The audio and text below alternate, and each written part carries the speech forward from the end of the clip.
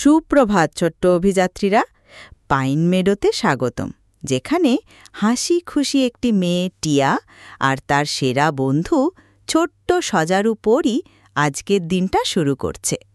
টিয়া খুবই চাইল পরীকে একটি বড় জড়িয়ে ধরা দিতে, কিন্তু পরীর কাঁটা দেখতে নরম লাগলেও নিরাপদ থাকার জন্য একটু দূরত্বের প্রয়োজন।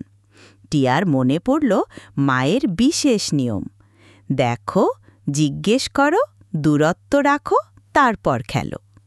হাঁটতে হাঁটতে একটা লাল টসটসে বেরি গড়িয়ে গিয়ে একটি গুঁড়ির নিচে ঢুকে গেল। পরী সেটা বের করতে চেষ্টা করল, কিন্তু তার কাঁটাগুলো গাছের ছালকে গুলিয়ে দিল, টিকটিক করে উঠল। আমি সাহায্য করব, বলল টিয়া।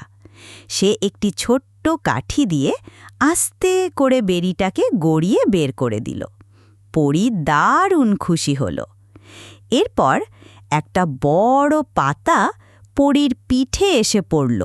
সে ফুলে উঠল, ফুইপ। পাতাটা টুপ করে নিজে থেকেই পড়ে গেল। টিয়া হেসে উঠল, তুমি তো একদম ছোট্ট গাছের মতো দেখাচ্ছ। পুকুরের ধারে তারা পাথর দিয়ে একটি নরম অঞ্চল বানালো, শুধু তাদের জন্য নিরাপদ একটা জায়গা।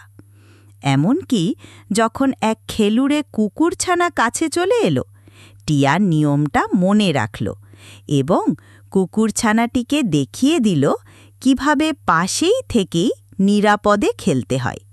তারা শিখল বন্ধুকে একটু স্পেস দিলে খেলাধুলা সবার জন্য আরও মজার হয়ে ওঠে। আরও মজার গল্প পেতে সাবস্ক্রাইব করতে ভুলবে না। দেখার জন্য ধন্যবাদ।